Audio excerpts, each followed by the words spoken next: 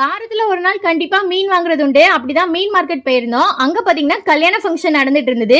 மீன் விற்பாங்க இல்லையா, அவங்க வீடெல்லாம் பாத்தீங்கன்னா மீன் மார்க்கெட்டுக்குள்ளே தான் இருக்கு. ஸோ அதனால அங்கேயே வாழைத்தாரு, டெக்கரேஷன், ஸ்டேஜ் எல்லாமே இருந்தது. இந்த blue with pink colour sorry கட்டியிருக்காங்க இல்லையா, இவங்க தான் கல்யாண பொண்ணு. இங்க மகாராஷ்டிரால கல்யாணம் அப்படின்னாலே மக்கள் நல்லாவே டான்ஸ் ஆடி என்ஜாய் பண்ணுவாங்க. அவங்க சாரி கட்டியிருக்கிறதும் பாருங்களேன், டிஃப்ரெண்டான ஒரு ஸ்டைல கட்டியிருக்காங்க. மீனவ மக்களுடைய கல்யாணம் அப்படின்னா இந்த மாதிரி தான் சாரி கட்டியிருப்பாங்க. அதே மாதிரி தங்க நகைகளும் நிறைய போட்டிருந்தாங்க. அப்பதான் பக்கத்து வீட்டுக்காரங்கிட்ட கேட்டேன். அவங்க சொன்னாங்க, இங்க பொதுவா மத்த மக்களை விட மீனவ மக்கள் நிறையவே நகை வச்சிருப்பாங்க, நகைகளும் போடுவாங்க. ஏன்னா அவங்க கடல் தொழில் பார்க்காங்க இல்லையா, நல்லா வருமானம் வரும் அப்படின்னாங்க. நானும் பார்த்தவரை இவங்க தான் நிறைய நகை போட்டு பார்த்திருக்கேன். சரி, நாங்க என்ன மீன் வாங்கிட்டு வந்தோம் அப்படின்னா இந்த மீன் தான். இதை பார்த்துட்டு என் ஹஸ்பண்ட் சால மீன் தான் நாங்க. நான் பார்த்தா ஒரு டவுட்லேயே தான் வாங்கிட்டு வந்தோம். வீட்டுக்கு வந்த பிறகு தான் நல்லா பார்க்க அது அயில மீனோட குட்டி.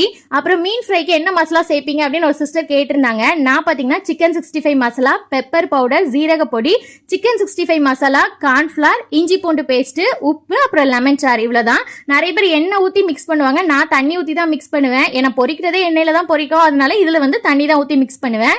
இந்த மாதிரி மகாராஷ்டிரா வீடியோஸ்க்கு சேனலை சப்ஸ்கிரைப் பண்ணுங்க. பாய், டேக்